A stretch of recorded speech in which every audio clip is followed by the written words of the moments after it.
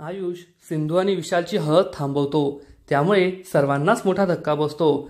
रुक्मिणी आयुषवर चिडून विचारते, कोण आहेस तू आणि तुला काय हक्क आहे हा साखरपुडा ही हळद थांबवण्याचा? आयुष म्हणतो, कारण हे विशाल अंकल एक नंबरचे फ्रॉड आहेत, ते सिंधू मॅमला फसवताय, त्यामुळे मी हे सगळं केलंय। हे ऐकून सर्वांना मोठा धक्काच बसतो। रत्नाकर विचारतो, तुझ्याकडे काय पुरावा आहे? आयुष सांगतो, आहे ना पुरावा।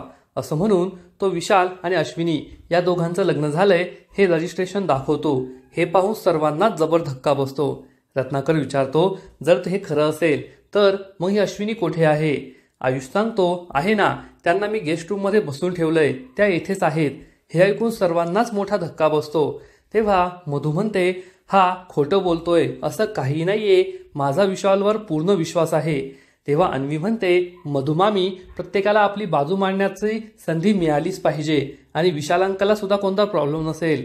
विशाल म्हणतो, हो, मला काहीही प्रॉब्लेम नाहीये। तेव्हा सगळेजण खूप टेन्शनमध्ये येतात।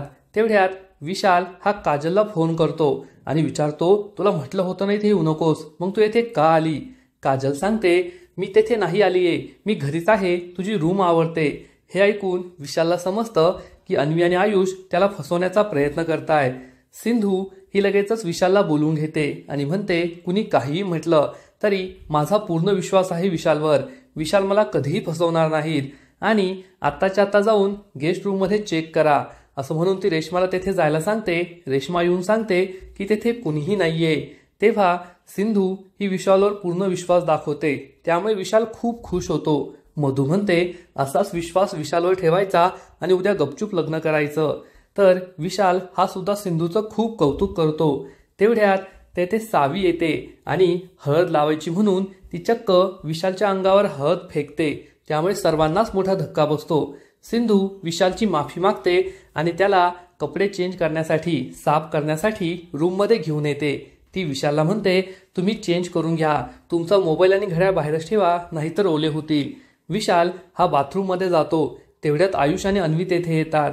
आयुष विशालचा फोन अनलॉक करतो आणि स्वीट या नावाने सेव्ह केलेल्या नंबरवर फोन करतो। काजल फोन उचलते। तू खूप चिडलेली असते आणि विशालचा आवाज न ऐकताच ती म्हणते, हो विशाल, मला सगळं समजलंय, तू मला हेच सांगण्यासाठी फोन केलाय ना की कोणाला काही सांगायचं नाही, काजलच अश्विनी आहे हे कोणाला कळू द्यायचं नाही, नेहमी तुझी वहिनीच बनून राहायचं। हे सगळं ऐकून अन्वी आणि आयुषला मोठा धक्काच बसतो। काजल फोन कट करते आणि ढसाढसा रडू लागते। अन्वी आणि आयुष हे सिंधूला सांगतात की काजलच अश्विनी आहे, त्याचा आपल्या वहिनीबरोबरच अफेअर सुरू आहे। हे ऐकून सिंधूला जबर धक्काच बसतो। तेवढ्यात विशाल बाहेर येतो। अन्वी आयुष लपून बसतात। तेव्हा विशाल हा सिंधूला पुन्हा एकदा धमकी देतो की गपचूप हे लग्न करायचं, नाहीतर राघव माझ्याजवळ आहे आणि मी त्याच्याबरोबर काय करू शकतो हे तुला माहितीये ना। असं म्हणून विशाल तेथून निघून जातो। अन्वी सिंधूला म्हणते, पाहिलं का, आम्ही तुला सांगत होतो ना, हा विशाल किती घाणेरडा माणूस आहे, फ्रॉड माणूस आहे, पण तू आमचं ऐकलं नाही, आता तरी तू त्याच्याशी लग्न करू नको। सिंधू विचार करते, हो, खरंच माझी खूप मोठी चूक झालीये, आता या विशालशी लग्न केल्याशिवायच मी राघवला सोडवणार, नाहीतर मी नावाची सिंधू नाही। दुसऱ्या दिवशी सकाळी सिंधू ही बाहेर येते आणि काकूला म्हणते, मी पार्लरमध्ये चाललीये, पण रुक्मिणी त्यासाठी नकार देते। हळद लागल्यानंतर नवरी मुलीने बाहेर निघायचे नाही असं ती सांगते। आता बाहेर कसं जावं याचाच विचार सिंधू करू लागते। पुढील एपिसोडमध्ये आपण पाहू की विशालशी लग्न न करण्यासाठी आणि राघवला सोडवण्यासाठी सिंधू, अन्वी आणि आयुष चक्क काजललाच किडनॅप करणार। मग आता पुढे काय होईल हे जाणून घेण्यासाठी व्हिडिओला लाईक करा, शेअर करा आणि चॅनलला सबस्क्राईब करायला विसरू नका। धन्यवाद। आयुष सिंधू